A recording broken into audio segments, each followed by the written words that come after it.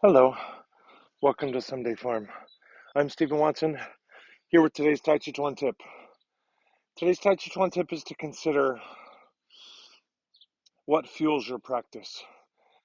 Maybe originally, maybe as a default, maybe these days, maybe always. And if we consider what might fuel your practice, let's consider it to be either fueling you towards something or fueling you away from something. Like I'm moving away from ill health. I'm moving towards a martial capability, whatever that might be. So I'm simplifying here.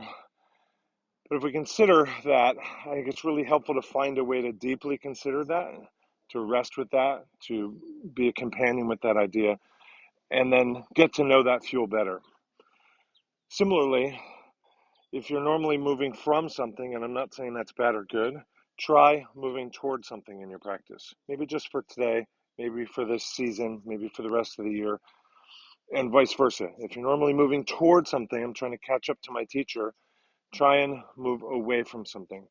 I'm moving away from my arthritic pain, for example. So, deeply considering the fuel that fuels your practice is your tip for the day. And thank you for supporting us. Thanks for showing your support for today's Tàijíquán tip.